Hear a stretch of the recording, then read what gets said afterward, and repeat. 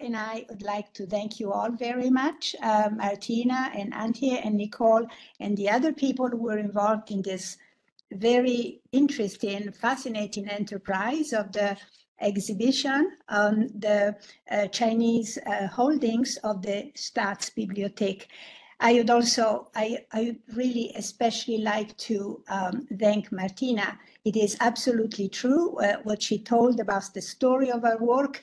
It is true that without Martina's input, our work wouldn't exist. We wouldn't have been able to do it. So thank you so very, very much. That's not true. No, it is. And Marta can confirm, okay? So this is just a statement of fact. And now I will start with the presentation.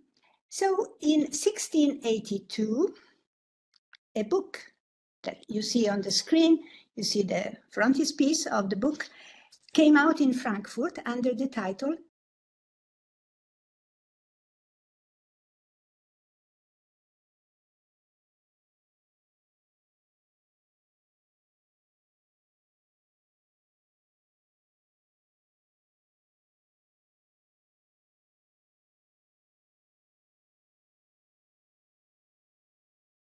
offered European readers an introduction to Chinese medical knowledge, including a Latin translation of selected Chinese medical texts. In this lecture, we will first describe the exchange of medical matters between China and Europe from the early 17th century to the first decades of the 18th. We will then outline the research work we have done together, Marta and I have done together on this source. Many questions, and you can see the list of our articles that we wrote together, that we published together, that Martina was alluding to earlier. So many questions were still unanswered when we started our project. Who wrote Specimen? Who translated the Chinese texts included in it? Centuries of controversies had observed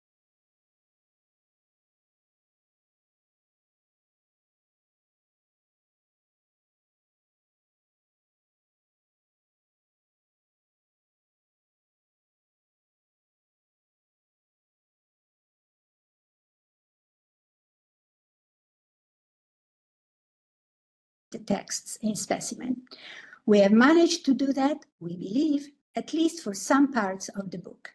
Much of the work we have done and are still doing is devoted to comparing the Chinese originals with their Latin rendering, a task that has given us a fascinating glimpse into the daunting effort of transferring meaning and knowledge between very distant cultures in the first global age. Today, after detailing the book's genesis, we will follow the travels of its manuscript from China, where it was written, to Batavia in the Dutch East Indies, present-day Jakarta, Indonesia, where the book manuscript was lost and found, and finally in Europe, where it was published. It was an amazing cross-cultural journey. Next to astronomy, philosophy, and mathematics, the early modern intellectual commerce between Europe and China included medical matters. The Jesuits in the China mission were the primary agents of this exchange. Already in the early 17th century, some Jesuits attempted to bring to China elements of European anatomy,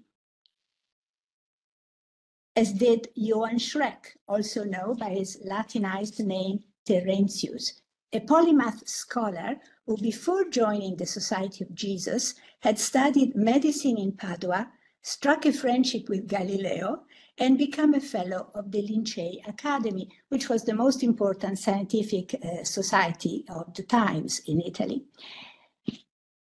Schreck wrote in Chinese a text on Western anatomy, the Tai Xi Ren Shen Shuo Gai, outline of Western theories of the human body, which was revised and published in 1643 after his death by the Chinese convert Bi Gongchen. In the same years, other two Jesuits, Nicola Longobardo and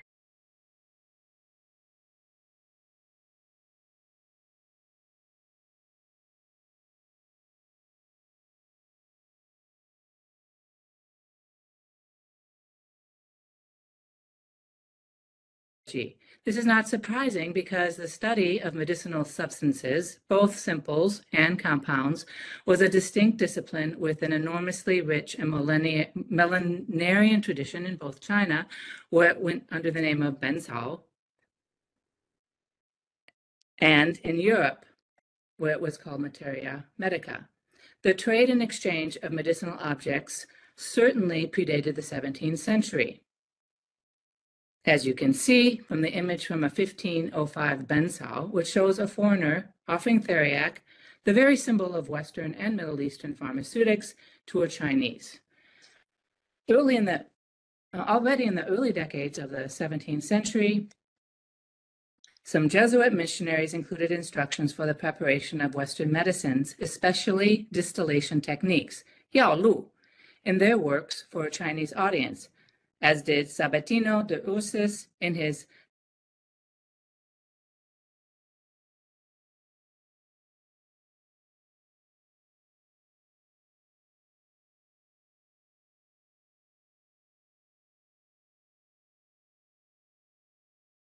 in the early 18th that information on Western medicinal drugs arrived in China at the Beijing court of Emperor Kangxi, where we find some Europeans practice medicine and surgery.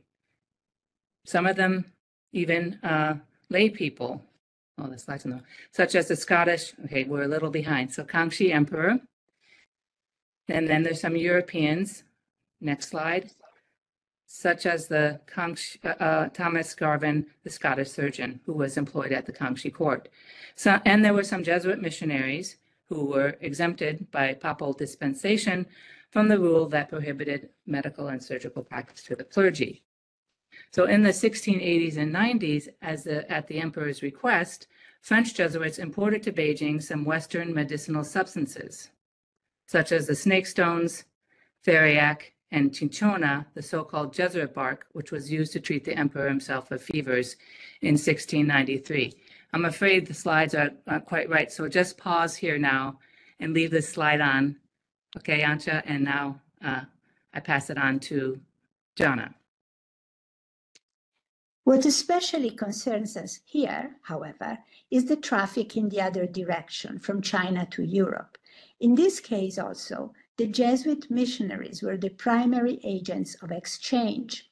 Already in the late 16th and early 17th century, several missionary works on Chinese geography contained information on medicinal substances.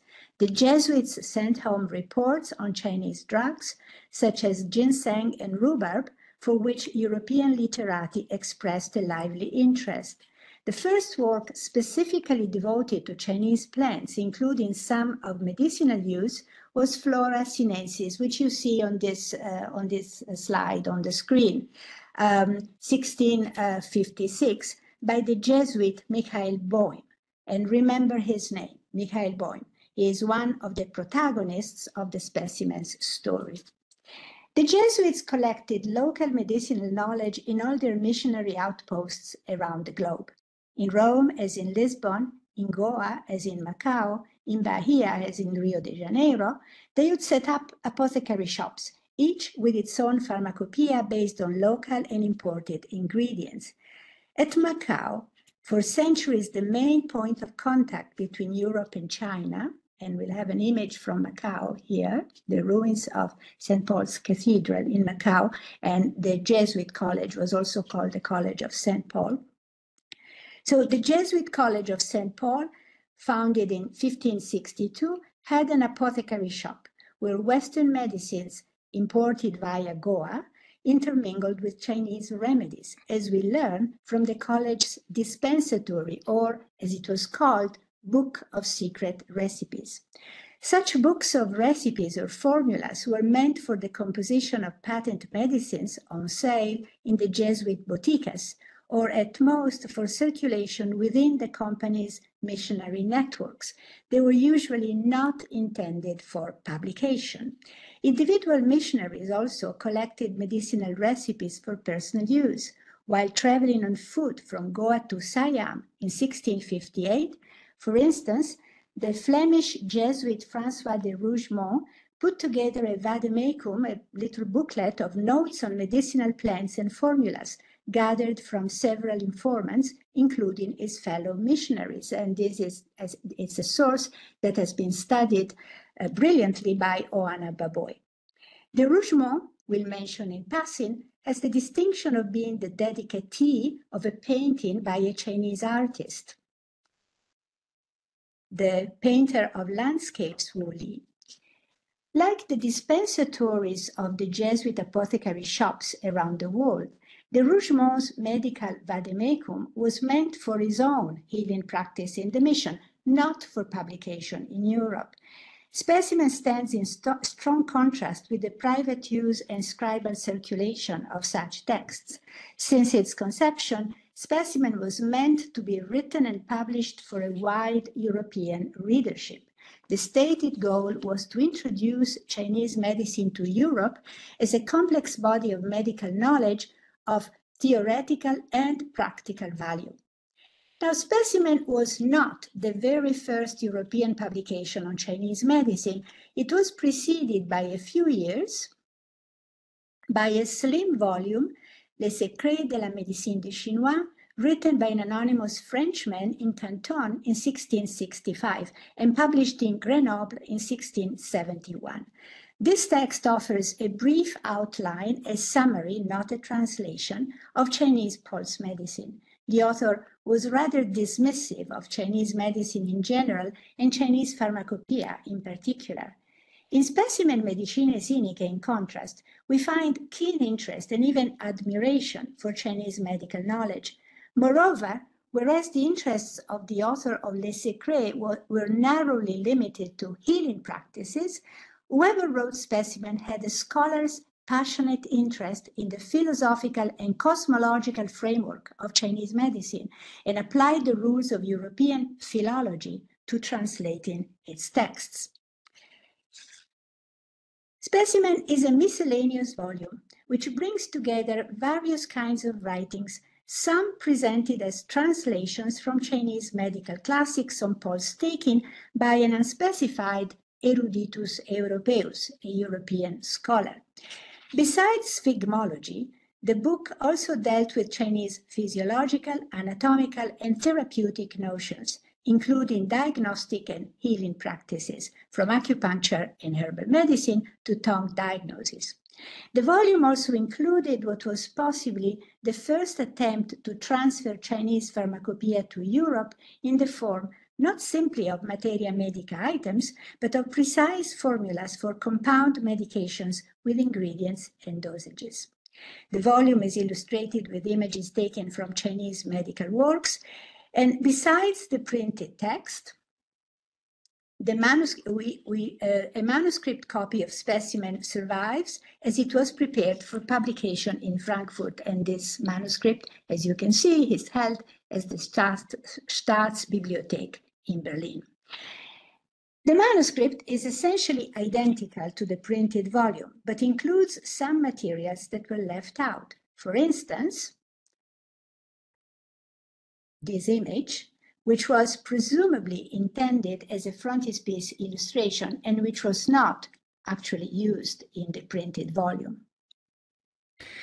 The volume is divided in 6 sections. We have identified the Chinese original for Part 1 and 5A, highlighted here in yellow, the 4 books on the pulses, and the method of healing for the explained pulses. These 2 belong together in the source text, were probably translated together, but ended up arbitrarily separated at some stage in the book's production.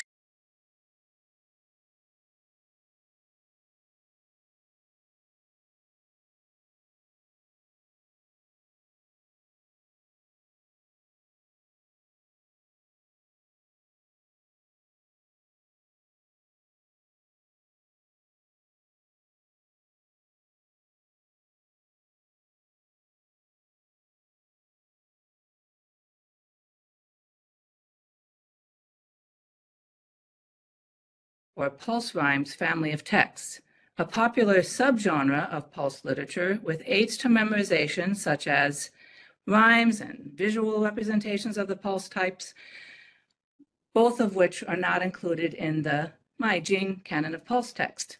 In the source for specimen, these images accompanied the textual description of each pulse and were also assembled in tabular form, like this. The translator dropped the table from the original, but followed the source in placing each image next to the passage on the corresponding pulse type.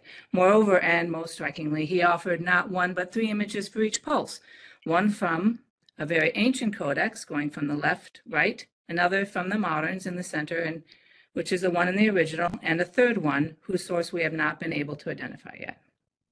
It seems, therefore, that he did some philological research on the text he translated, trying to collate pulse illustrations from different sources. Now, the Maijue Bin Zhen had an appendix of recipes for each different pulse diagnosis and related diseases with ingredients, precise dosages, and instructions for preparation and use. We have identified this appendix as the source for the section of specimen on formulas. That is the method of healing for the explained pulses, highlighted here in yellow. In specimen, the section on formulas is followed by a list of materia medica items. The medicamenta simplicia, or simples used by the Chinese for medical purposes, highlighted here in blue. Now, thanks to the suggestion by Martina that when she was commenting on our draft of what became our ISIS article and giving us, knowledge about these manuscripts, we have identified that this manuscript we identified the draft of the research that went into the making of this list. In this manuscript, the name for each item is given first in Chinese characters, followed by romanization and brief Latin description in the hand of a European. These all correspond exactly to the list printed in specimen, except that in specimen, the Chinese characters were dropped. Moreover, we have identified the Chinese source for this list, which we are sure is the very same copy that the translator used because it's annotated by the same hand. The source is a 1579 updated reprint of the Jingshi Zhenglei Beiji Benzao, or the ready-to-use materia medica classified and verified from the classics and histories. It was first published in 1108 during the Daguan era, and this text is known as the Daguan Benzao and was often republished in the Ming. This is a lot of research done by Bianhe on this topic. Together, these 3 sources offer us a glimpse into the research process that went into the making of specimen. The information selected from the Daguan Benzao was transcribed and translated as research notes and finally printed in the published volume. And we come now to the issue of authorship. Who translated or otherwise wrote the texts assembled in specimen? The title page, yes, as you can see, only mentions the editor Andreas Cleyer, a German medical practitioner in the service of the Dutch East India Company in Batavia. It is certain that Cleyer was only the book's editor. He admitted as much himself in a prefatory letter to Specimen, where he wrote that his role had been limited to acquiring and putting together the texts, quote, with his own work and at his own expenses, unquote. Unfortunately, these documents, his dedication to the officials of the Dutch East India Company and his preface to the reader, were not included in the printed text. This led to the wrong attribution of the book's authorship to Cleyer and consequent accusations of plagiarism against him. Cleyer arrived in Batavia in 1662. He was first employed by the Dutch East India Company as a soldier, but worked his way up in the settlement by running the company's apothecary shop and eventually holding the position of protomedicus, as he calls himself, in charge of regulating medical practice in the city. Cleyer was no scholar. He did not have a medical doctorate, but only a license to practice medicine. His location in Batavia allowed him, however, to develop an interest in Eastern and Chinese medicine, especially in local materia medica. He was also intellectually curious about Chinese culture in general. In a letter of 1669, he claimed he had read with awe, and this is his expression, with awe, Sapientia Sinica, the first Latin translation of Confucius by the Jesuits, which had been printed in China in 1662. And of course, Sapientia Sinica is Chinese wisdom. For years, Cleyer collected Chinese medical texts and, knowing no Chinese, tried to find a translator among the Jesuits who stopped in Batavia. Yes, here you see the route on that the Jesuits to the east from Lisbon. And Batavia was a very important station where they would stop and sometimes stay there for months, actually.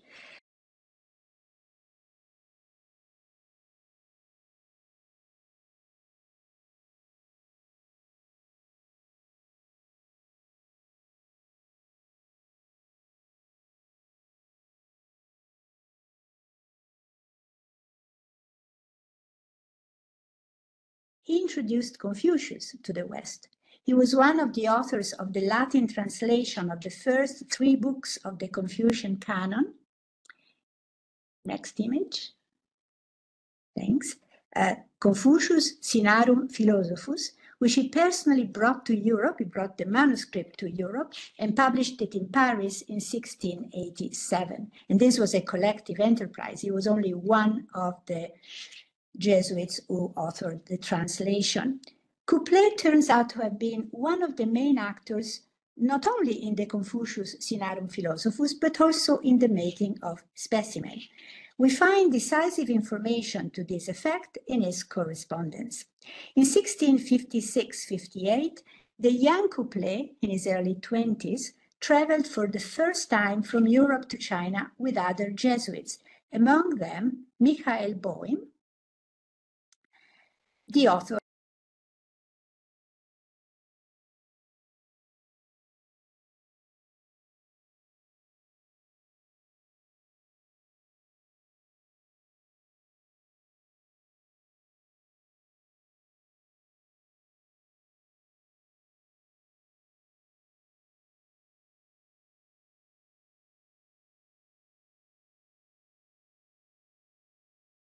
Couplet's testimony in this respect is confirmed by a letter of Boehm himself from 26 May 1658, where he wrote, quote, "I am sending to the Low Countries a book to be published under the title Medicus Sinicus, the Chinese physician, a curious work and one of great utility, which I translated from the Chinese. It surely cost me much labor, and it has been solicited by many in Europe," unquote. Boehm died soon thereafter, in 1659. His Medicus Sinicus seemed to have vanished without leaving trace. Specimen Medicinae Sinicae was published in 1682 with no mention of Boehm. Several years later, however, in a letter to the German physician Christian Menzel, Couplet explained what had happened to Boehm's Medicus Sinicus, providing also crucial evidence on the origin of the texts that Cleyer had assembled in Specimen. Quote, "All that Cleyer wrote on the pulses, everything that was published in the first printing, was in part sent to him by me from China, and in part came from the book of Michael Boehm, whose father was once the protomedicus of Sigismund, king of Poland. I had sent Boehm's book from the kingdom of Siam to New Batavia in the year 1658, so that from there it could be shipped to Europe. But because the Dutch were angry at the rejection and despaired success of the embassy that they had sent to the Beijing court, they threw out the whole work, some fragments of which were later collected by Cleyer," unquote. According to Couplet, therefore, parts of the texts published in Specimen were his own work, and parts came from the book that Boehm had entrusted him for publication in 1658. Let us go back to Specimen's table of contents. Couplet's authorship is almost certain for the section of letters, number 4, most likely drawn from the correspondence between Cleyer and Batavia and Couplet in Canton in the years 1669 to 1670. But we are also reasonably certain that Boehm was the author of the Latin translation of the Chinese text we have identified as the Tuzhu Maizhui Bianzhen including its appendix of formulas. That's number 1 and 5a in this table of contents. The attribution is particularly certain because Bohm wrote in 1658 that he had translated a Liber Receptarum Sinensium, a book of Chinese recipes, which can only be the formula section of Specimen. In this same occasion, Bohm declared that he had intended to prepare a Chinese herbarium with descriptions of Chinese medicinal plants as a companion to the book of Chinese recipes.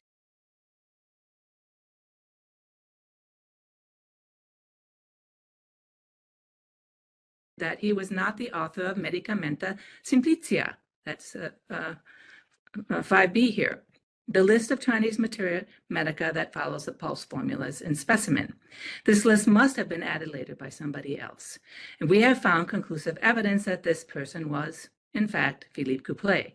As we know, Couplet had access to Bohm's book manuscript already in 1658. He corresponded with Cleyer from the late 1660s to the early 1680s, and by Cleyer's own admission, gave him much material on Chinese medicine, including in 1669 a Chinese herbarium. The decisive evidence, however, is the hard fact that the notes on the copy of the Daguan Bensao, which was, as we know, the Chinese source for Medicamenta Simplicia, are unmistakably in Couplet's hand. And to clinch the matter, the manuscript list of Chinese materia medica, nearly identical to Medicamenta Simplicia, was printed in Specimen, and this was also written by Couplet. All this evidence clearly indicates that Couplet completed the work left unfinished by Bohm, possibly prompted by the Jesuit ethos of collaborative scholarship. Yet, more evidence comes from a book that came out 5 years after Specimen, this time with full recognition of Bohm's authorship. Clavis Medica, Cinarum Trinam de Pusibus, or Medical Key to the Chinese Doctrine of the Pulses of 1686. And on the title page, the book was presented as, quote, an exemplar of Bohm's whole work, which was buried for more than 20 years and scattered here and there, in which Andreas Cleyer, MD, Protomedicus of the Dutch East India Company, assembled and published for the sake of the European medical faculty, unquote. This was a clear acknowledgement that disjointed parts of Bohm's work had already been published in Specimen. The frontispiece also specified that the text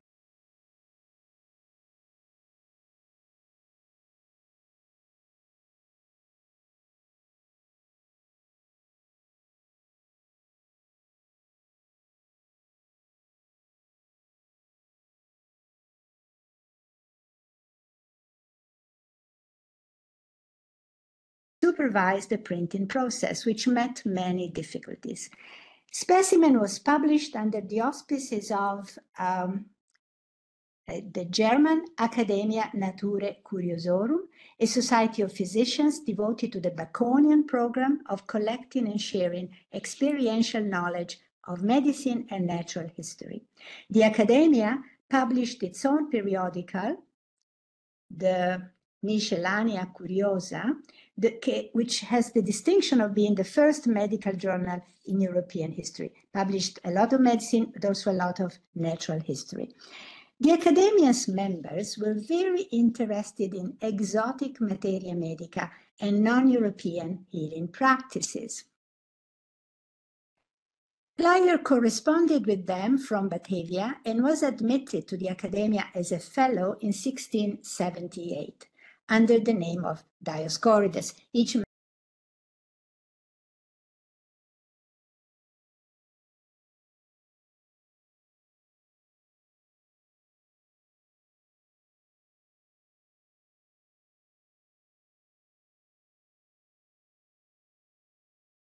most important naturalist of antiquity. In 1679, Cleyer sent them the manuscript of Specimen. The book was published in Frankfurt under the supervision of a member of the Academia, the physician Sebastian Schäfer, and another academician, the Berlin court doctor and sinologist Christian Menzel, was also involved, although at a distance, in the publication process. 4 years later, the publication of Bohm's Clavis was again sponsored by the Academia. The work came out in 1686 as an appendix to the Academia's periodical, the Miscellanea Curiosa. We need an effort of historical imagination to picture the journey between China and Europe in the early modern age. It could take up to 2 years, often with lengthy stops along the way, for instance in Batavia, and it meant facing innumerable dangers, quite possibly death. Both Boehm and Couplet died when they were traveling back to China from Europe. Boehm in 1659 in southern China, broken by the failure of his diplomatic mission in Rome, desperate and lonely, except for his faithful Chinese friend and companion and also collaborator, Zheng Andele. The old Couplet in 1693, returning to China from Europe at the very end of his journey in a storm off the coast of Goa, as his ship was about to reach the harbor. The intercourse between Chinese and Europeans, even when they established ties of friendship, which they certainly did, was often marked by a sense of nearly insurmountable distance. We can sense it in this poem by the literatus Chen Weisong. This poem that, next image, please. Thank you. This Chinese literatus wrote for the Jesuit de Rougemont. To the foreign Master Lu from the far west, bizarre, amazing. Oh my, how very fantastic and incredible. The places you pass through, noxious vapors of Siam, thick fogs of Holland. You rode crashing 90,000 miles to come, sea turtles, your companions. Ocean beyond oceans, light like lacquer, country beyond countries, sky with no sun. We are startled at your strange arts. Specimen managed to cross this nearly insurmountable distance, but its journey from China to Batavia to Frankfurt was strewn with obstacles and difficulties. Its publication was a case of fortunate survival for what Martin Mulsow has called precarious Wissen, precarious knowledge, knowledge threatened by the perilous circumstances in which it is acquired and transmitted. The appearance of the book in European print required the transnational linking and collaboration of at least 4 sets of people across the globe. First, some Jesuits in the China mission, such as the Polish Boehm and the Flemish Couplet, who faced the daunting intellectual task of disclosing Chinese medical ideas to European readers. Second, the Chinese literati who were indispensable in assisting and supporting the Jesuits in this task, such as Zheng Andele, the southern Ming Court official who traveled with Boehm to and back from Europe, and unfortunately, we did not find an image for him. And Shen Fuzong, for which there is this beautiful portrait that probably you all know, who similarly accompanied Philippe Couplet in his journey. Third, some medical practitioners of the Dutch East India Company in Batavia, such as German Cleyer, who combined a keen intellectual interest in Eastern materia medica and healing practices with a shrewd vision of the advantages to be found in transferring them to Europe. And also for Cleyer, we haven't been able to find an image, unfortunately. And finally, on the receiving end of the network, an association of learned physicians such as Schaeffer and Menzel, willing to sponsor the acquisition and dissemination of non-European knowledge. Although the book had a mixed reception in Europe, it nonetheless was, and remains, a milestone of cross-medical history. Next image. Thank you. 谢谢。